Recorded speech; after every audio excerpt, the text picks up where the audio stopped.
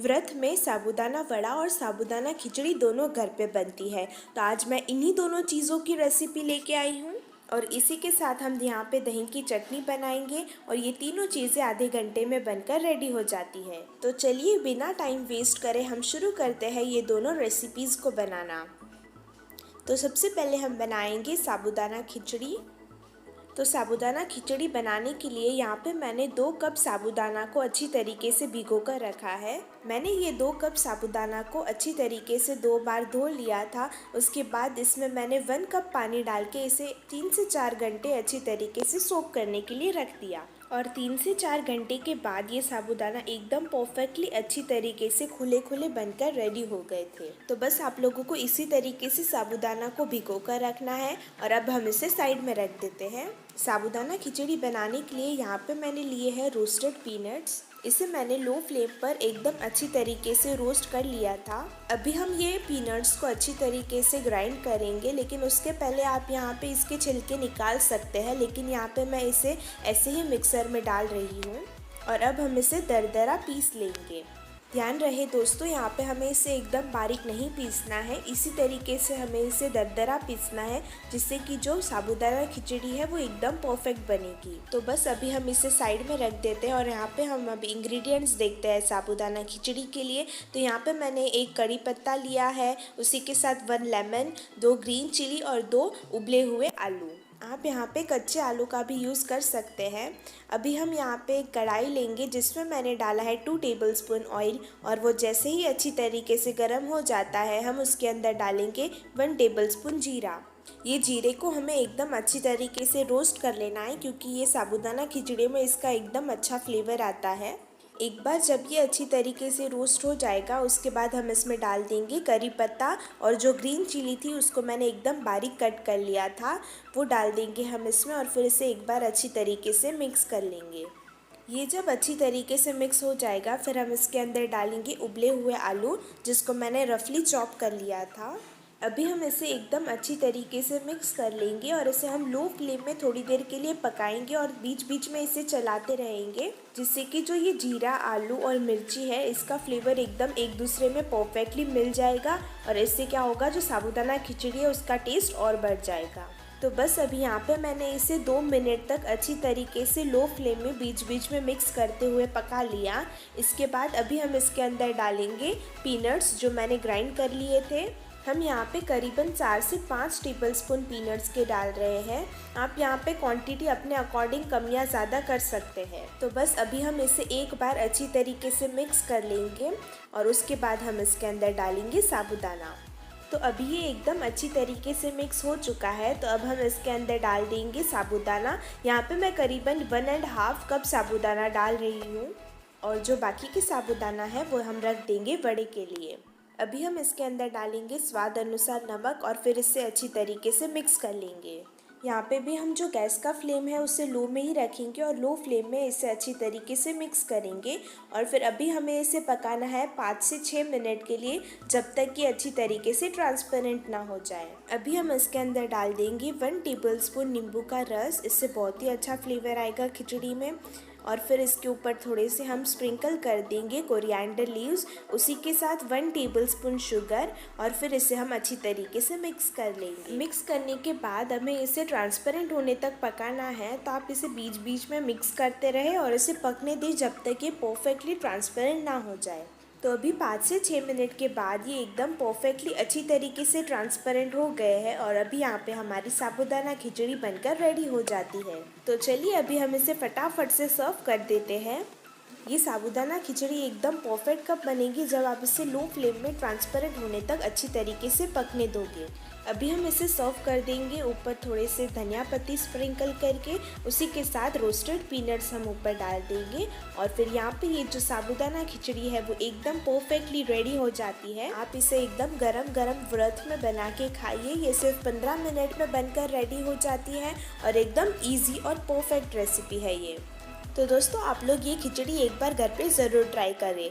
तो अभी हम चलते हैं दूसरी व्रत रेसिपी की तरफ जिसका नाम है साबूदाना वड़ा। तो साबूदाना वड़ा बनाने के लिए यहाँ पे मैंने लिए है 4 उबले हुए आलू। ये आलू को मैंने 15 से 20 मिनट के लिए फ्रिज में रख दिया था उबालने के बाद। इससे क्या होगा, जो साबूदाना वड़ा है वो एकदम परफेक्ट बनेगा। अभी हम इसे एकदम अच्छी तरीके से मैश कर देंगे। अगर आपसे ये हाथ से अच्छी तरीके से मैश नहीं हो रहे हैं तो आप यहाँ पे आलू को घिस भी सकते हैं। इसके बाद अभी हम इसके अंदर डाल देंगे साबूदाना। यहाँ पे मैंने 1 कप साबूदाना लिया है। इसके बाद हम इसके अंदर डाल देंगे फाइनली चॉप की हुई ग्रीन चिली, फाइनली चॉप किया हुआ धनिया, उसी के साथ स्वाद अनुसार नमक, और उसी के साथ हम इसमें डालेंगे आधा चम्मच काला नमक। उसके बाद हम इसमें डाल देंगे एकदम फाइनली ग्राइंड किया हुआ रोस्टेड पीनट। हमने जो पीनट्स को एकदम दरदरा पीसा था ना, उसी को मैंने एकदम अच्छी तरीके से यहाँ पे ग्राइंड कर लिया, वो यहाँ पे हमने डाल दिया। इसके बाद हम इसे अच्छी तरीके से मिक्स कर लेंगे। ये साबूदाना वड़ा परफेक्ट बनाने के लिए मैंने आपको जैसे बोला आलू को फ्रीज में रखे। इससे क्या होगा, जो स्टिकीनेस है आलू की वो निकल जाएगी और एकदम परफेक्ट वड़े बनेंगे। मिक्स करते हुए हम इसके अंदर डाल देंगे आधा नींबू का रस। इससे बहुत ही अच्छा फ्लेवर आएगा साबूदाना वड़ा में। यहाँ पे आप एक बार मिक्सचर को टेस्ट कर लीजिए। यहाँ पे अगर नमक मिर्ची कुछ कम है तो आप यहाँ पे ऐड कर सकते हैं। उसके बाद आप इसे एक बार अच्छी तरीके से मिक्स कर दें और एक परफेक्ट डो बनाकर रेडी कर दें। अब यहाँ पे जो डो है वो एकदम परफेक्टली बनकर रेडी हो गया है। तो अब हम इसकी पेटी बना लेंगे। तो इसके लिए आप यहाँ पे थोड़ा सा हाथ में पोर्शन लें। उसके बाद आप इसे गोल घुमाएं अच्छी तरीके से। गोल घुमाने के बाद आप इसे प्रेस कर दें स्लाइटली और टिक्की का शेप दे दें। ये देखिए साइड से मैं इसे कैसे शेप दे रही हूँ। बस आपको इसी तरीके से सारी टिक्कीज़ बनाकर रेडी कर देनी है। आप जो साइड के कॉर्नर्स है उसे एक बार अच्छी तरीके से चेक कर लें। जब अच्छी तरीके से वो सील हो जाएंगे उसका मतलब है पेटी बनकर रेडी है। इसी तरीके से आप सारी पेटी बना लें। अब हम ये पेटी को फ्रिज में रख देंगे सिर्फ 5 मिनट के लिए। तब तक हम टाइम वेस्ट नहीं करेंगे और हम तब तक बनाएंगे चटनी। इसके लिए यहाँ पे मैंने लिए है पीनट्स, जिसको मैंने एकदम फाइनली ग्राइंड कर लिया था। उसके बाद हम इसमें डाल देंगे 1 ग्रीन चिली, उसी के साथ थोड़े से कड़ी पत्ते, और इसे हम एकदम फाइनली ग्राइंड कर लेंगे। कड़ी पत्ता इसमें ज़रूर डालें, ये बहुत ही हेल्दी रहता है और चटनी का बहुत ही अच्छा टेस्ट आएगा इसमें। अब यहाँ पे आप देख सकते हैं एकदम फाइनली अच्छी तरीके से ग्राइंड हो चुका है। तब हम यहाँ पे लेंगे दही। ये दही को मैंने एकदम अच्छी तरीके से फेंट लिया था और आप यहाँ पे देख सकते हैं इसकी थिकनेस कितनी है। तो अभी हम इसके अंदर डाल देंगे मिक्सचर जो हमने अच्छी तरीके से ग्राइंड कर लिया था। यहाँ पे हम 3 टेबलस्पून डालेंगे मिक्सचर का। उसके बाद हम इसमें डालेंगे स्वाद अनुसार नमक, उसी के साथ थोड़ा सा काला नमक, उसी के साथ half table spoon roasted cumin powder, और इसे हम अच्छी तरीके से मिक्स कर लेंगे। अच्छी तरीके से सारी चीज़ें मिक्स करने के बाद ये जो चटनी है वो बनकर रेडी हो चुकी है। आप यहाँ पे चाहे तो 1 टेबलस्पून शुगर डाल सकते हैं, या तो फिर ये ऑप्शनल है। तो बस अब ये जो चटनी है वो बनकर रेडी हो चुकी है। आप इसे सर्व करें साबूदाना वड़ा और साबूदाना खिचड़ी के साथ। बहुत ही टेस्टी लगेगी ये चटनी।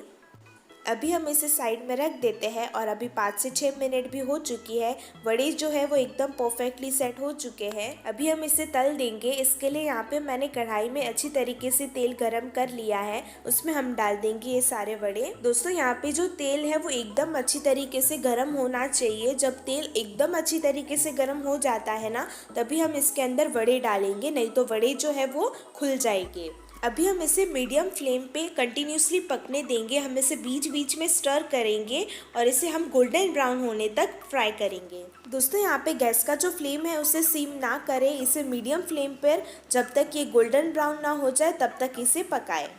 तो 3 से 4 मिनट के बाद आप यहाँ पे देखोगे कलर जो है वो स्लाइटली चेंज होने लगा है और वड़े जो है वो परफेक्टली रेडी होने लगे हैं। तो बस अब यहाँ पे जो वड़े हैं वो रेडी हो चुके हैं, इसे हम निकाल देंगे। तो बस इसी तरीके से आप जो सारे वड़े हैं इसे फ्राई कर लें और फिर आप इसे गरम गरम सर्व करें चटनी के साथ। एकदम क्रिस्पी और एकदम टेस्टी लगेंगे ये। तो दोस्तों अगर आप लोगों को ये साबूदाना वड़ा और साबूदाना खिचड़ी की रेसिपी पसंद आती है तो मुझे कमेंट सेक्शन में ज़रूर बताइए। और ये दोनों व्रत की रेसिपीज़ को आप घर पे ज़रूर ट्राई कीजिए, एकदम परफेक्ट बनेगी और बहुत ही टेस्टी भी लगेगी। तो दोस्तों अगर आप लोगों को ये व्रत स्पेशल रेसिपी पसंद आती है तो मुझे कमेंट सेक्शन में ज़रूर बताइए। और अगर आपने अभी तक ये चैनल को सब्सक्राइब नहीं किया है तो सब्सक्राइब ज़रूर करें और न्यू वीडियोस की नोटिफिकेशन के लिए बेल आइकन को ज़रूर प्रेस करें। Thank you for watching our video and जय श्री कृष्णा।